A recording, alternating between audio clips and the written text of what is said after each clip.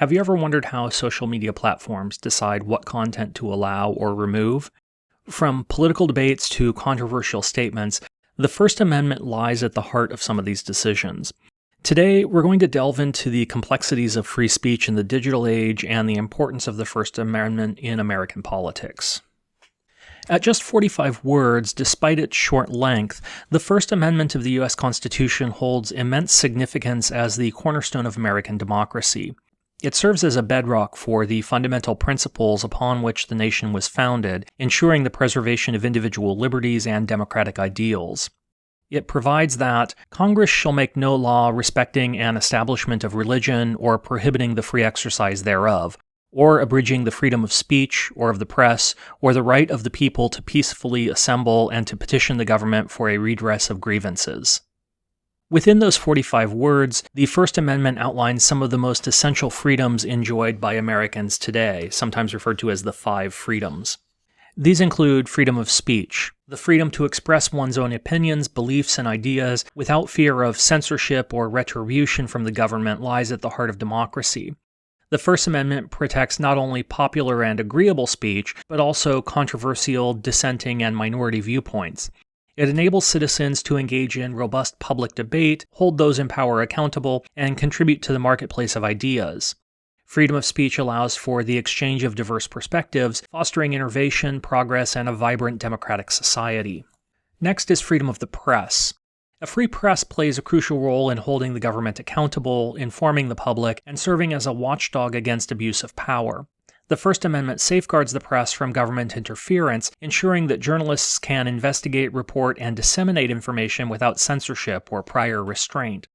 By enabling a free and independent press, the First Amendment promotes transparency, strengthens democracy, and empowers citizens to make informed decisions. The First Amendment protects both the establishment and free exercise of religion, ensuring that the government neither promotes nor inhibits religious practices. This freedom guarantees individuals the right to worship, follow their own beliefs, or choose not to adhere to any religious doctrine. It prevents the government from favoring or opposing a particular religion, allowing for religious diversity and fostering an inclusive society where individuals can freely practice their faith. The right to peaceably assemble is a crucial aspect of democratic participation. The First Amendment grants individuals the freedom to gather, associate, and express collective grievances. Peaceful protests, demonstration, and public rallies allow citizens to voice their concerns, advocate for change, and even influence public policy. This freedom enables citizens to come together, form social movements, and shape political discourse. And freedom to petition the government for a redress of grievances, or the right to appeal to elected officials, write letters, sign petitions, and engage in advocacy efforts. It empowers citizens to have a voice in the government, fostering accountability, responsiveness, and democratic participation. We'll explore each of these freedoms in a bit more detail in a couple of minutes, but first, let's discuss their origins and evolution. Though the roots of the freedoms found in the First Amendment go back much further, the origin of the First Amendment itself can be traced to the context of the American Revolution and the subsequent adopting of the U.S. Constitution. During the American Revolution, colonists fought for independence from British rule, seeking to establish a new nation based on principles of liberty and self-governance. From the perspective of the colonists, the British government had violated their natural rights, particularly their rights to free speech and expression, which were seen as inherent and unalienable, existing independent of any form of government. This way of conceptualizing natural rights was common to the Enlightenment social contract theories we considered in other videos. Thinkers like John Locke and Thomas Paine, among others, fueled a fervor for individual rights and freedoms. The crafting of the Bill of Rights was debated during the Constitutional Convention. For many, it was a necessary protection against excessive centralization of political power at the national level. Thus, after drafting the Constitution, the framers set on creating a Bill of Rights that would enumerate the specific liberties of Americans. The First Amendment was crafted as part of the Bill of Rights and was introduced to Congress in 1789, and following ratification by the states, was officially adopted on December 15, 1791, just a couple of months after the Constitution itself entered into force. Let's consider the specific protections afforded under the First Amendment in a bit more detail. And let's start with freedom of speech. Under the First Amendment, different categories of speech receive varying degrees of protection. Political speech enjoys the highest level of protection. It encompasses expressions related to governmental policies, elections, public officials, and matters of public concern. This protection is crucial as it enables citizens to freely criticize the government, engage in political debates, and express dissenting opinions without fear of retaliation. Commercial speech refers to expressions related to advertising, marketing, and commercial transactions. While commercial speech generally receives protection, the government may impose reasonable restrictions to prevent false or misleading advertisements, to protect consumers, or to maintain the integrity of the marketplace. Symbolic speech includes nonverbal expressions such as wearing armbands, burning flags, or engaging in public protests. Courts have recognized that symbolic acts can convey powerful messages and are protected forms of expression unless they present a clear and imminent danger of violence. While the First Amendment generally protects a broad range of speech, there are limits and exemptions to free speech. The first such limit is obscenity. The Supreme Court has ruled that obscenity, as defined by community standards, is not protected by the First Amendment. However, determining what constitutes obscenity can be challenging. The court has set a high standard for speech deemed to obscene. But what does it consider obscene?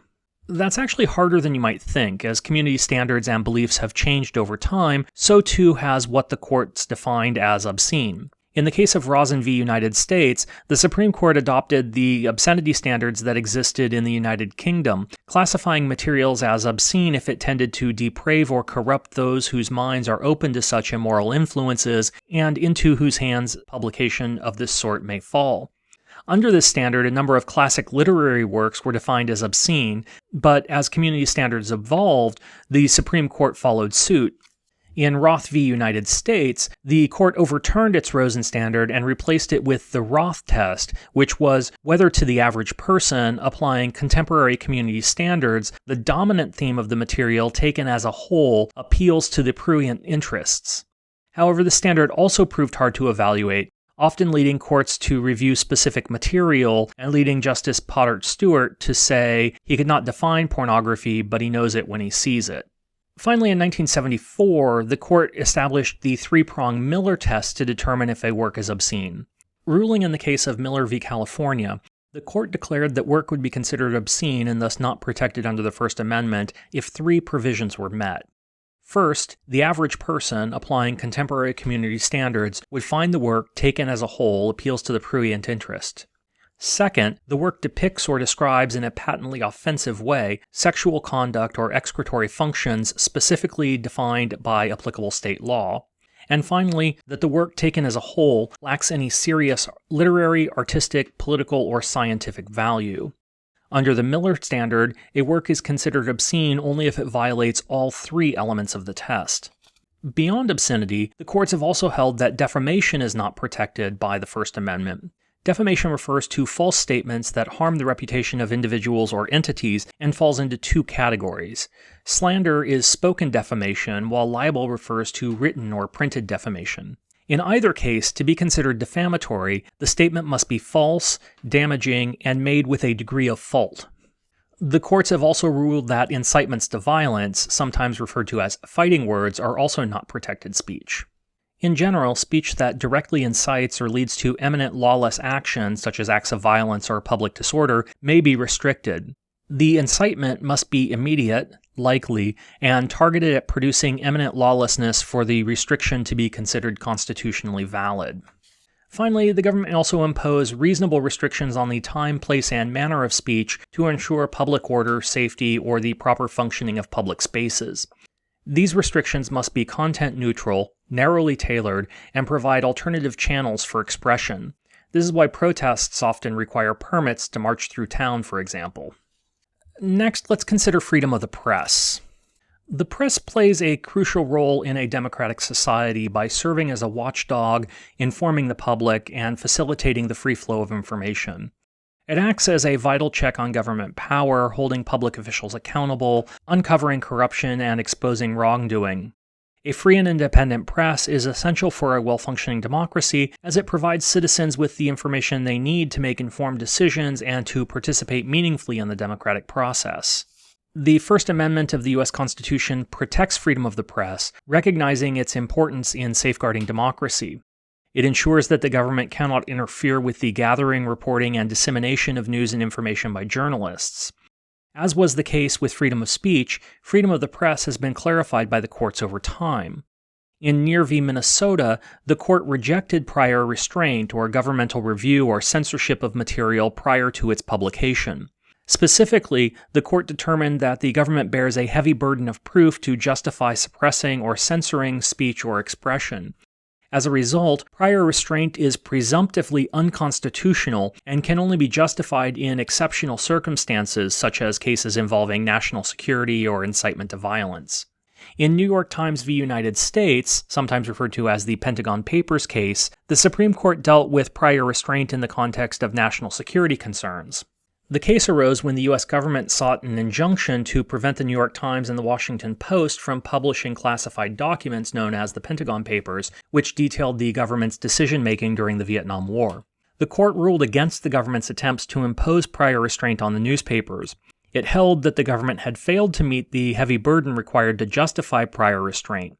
The court emphasized the importance of a free press as a check on governmental power and the need for extraordinary showings of harm to justify suppressing information. The decision reaffirmed the principle that prior restraint is disfavored and should only be allowed to be exercised in exceptional circumstances where a clear and present danger exists. Both Neer v. Minnesota and New York Times v. United States set significant precedents for protecting against prior restraint.